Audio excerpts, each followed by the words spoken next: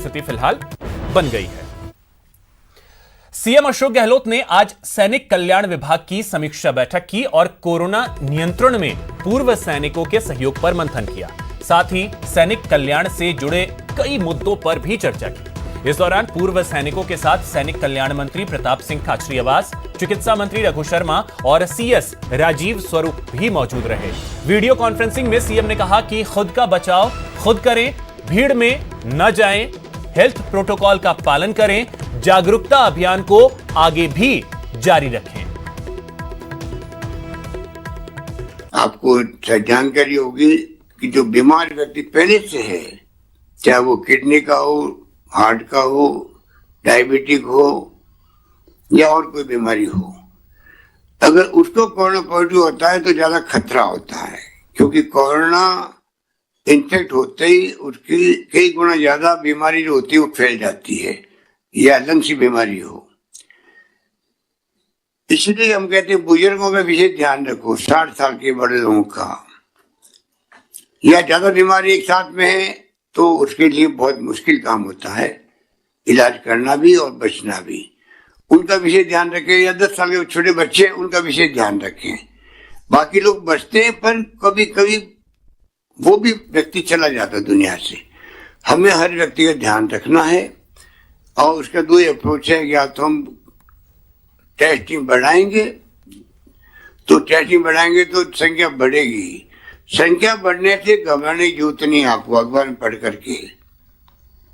Health infrastructure को मजबूत करने के लिए खर्च की जाएगी आने वाले समय में। पूरी तैयारियां इसकी हो गई। सब सेंटर लेके पीएससी हो, सीएससी हो, उप जिला चिकित्सालय हो, डिस्ट्रिक्ट हॉस्पिटल हो या मेडिकल कॉलेज से जुड़े अस्पताल हो, वहां पे वो सारी व्यवस्थाएं की जा रही है जो इस महामारी के मुकाबले के लिए जरूरी है। चाहे वेंटिलेटर्स पर्याप्त मात्रा में उपलब्ध हो, चाहे ऑक्सीजन के आईसीयू बेड हो या आइसोलेशन के बेड हो, क्वारंटाइन फैसिलिटीज के बेड हो। क्योंकि ये कोरोना का संकट ऐसा है, इसमें लोग चाहते थे कि उनको प्रमोट किया जाए। आपका ये डिसीजन बहुत बड़ा रहा और लगातार राजस्थान में आप लोगों को ये पता होना चाहिए 6 करोड़ लोगों तक फ्री ऑफ कॉस्ट गेहूं, दाल ये राजस्थान की सरकार की तरफ से उपलब्ध कराना, 1 करोड़ लोगों के खातों में डायरेक्ट पैसे जमा कराना। डायरेक्ट पैसे की मदद बहुत बड़ी मदद है और वो मदद राजस्थान की सरकार ने की कि लोगों तक पैसा पहुंचे। और उस वक्त वहीं अजमेर से एक बड़ी खबर आपको बताएं, जहां फरियादी ने अपने दोनों हाथों की नस को काट लिया है। यह बड़ी खबर कलेक्ट्रेट परिसर में, इसके बाद हड़कंप मच गया। घायल युवक को जेएलएन हॉस्पिटल में इलाज के लिए भर्ती करवाया गया है। मौके पर सिविल लाइन पुलिस पहुंची।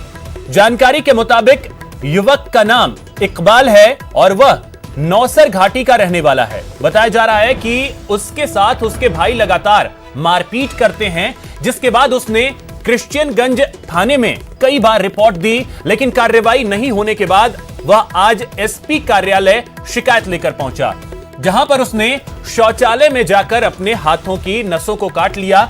नस कटने के बाद उसके दोनों हाथों से ब्लड निकलने लगा और वो बेहोश होकर गिर गया।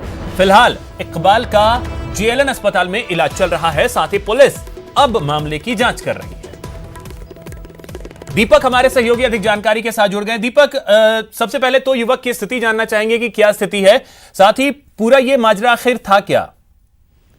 बिल्कुल अभिषेक, युवक की अगर अभी की स्थिति की बात की जाए तो निश्चित तौर पर जो बेहोश होकर गिरा था और उसके बाद उसे घायल अवस्था में जेएलएन अस्पताल में एडमिट कराया गया था, वहां अभी उसका इलाज जारी है। साथ ही अगर घटना की बात करें तो जो नौसर घाटी का ये रहने वाला है युवक और इसका नाम इकबाल है, और इसके हाथ से एक खाली पर्चा मिला था जिसपे इसने खुद की हैंड राइटिंग से कुछ शब्द लिखे थे। उसमें साफ तौर पर ये लिखा था कि वो लगातार अपने जो भाई है उनसे पीड़ित है, क्योंकि वो उसके मारपीट करते हैं। और इस बात को लेकर कई बार वह किशनगंज थाने पहुंचा था अपनी शिकायत लेकर, लेकिन लगातार उसकी शिकायत पर कोई कार्रवाई नहीं की जा रही है।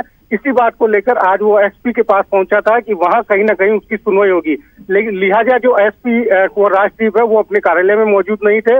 और जब वो पहुंचा तो उसने पास ही बने एक शौचालय में जाकर अपने दोनों हाथ की नसें ब्लेड से काट ली। जब नसें कट चुकी थी, उसके बाद में वो शौचालय से जब बाहर निकला तो खून बह रहा था और उसी तत्पश्चात वह बेहोश होकर गिर गया और जो वहां मौजूद पुलिसकर्मी थे उनकी नजर उस पर पड़ी तो तत्काल सिविल लाइन पुलिस को इसकी सूचना दी गई और उसके बाद उसे जेएलएन अस्पताल ले जाया गया, जहां फिलहाल उसका इलाज अभी जारी है।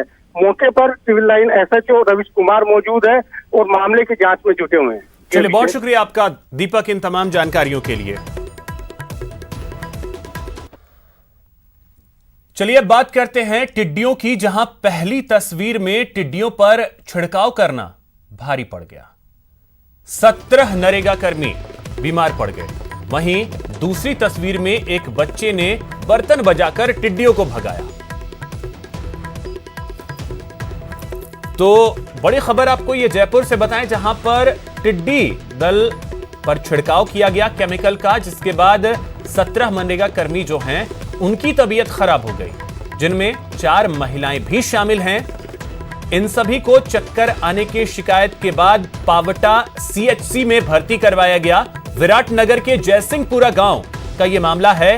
कल रात कृषि विभाग, ग्राम पंचायत ने यहां पर दवा का छिड़काव करवाया था। आपको बता दें कि विराटनगर के जयसिंहपुरा गांव में देर रात कृषि विभाग और ग्राम पंचायत ने टिड्डी दल के लिए छिड़काव करवाया था। सुबह जब उस क्षेत्र में मनरेगा कर्मी काम करने के लिए पहुंचे तो उनमें से 1-2 लोगों की तबीयत बिगड़ने लगी।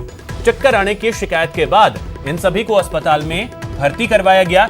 एक कर 17 मनरेगा कर्मियों को पावटा स्थित सीएचसी में भर्ती करवाया गया।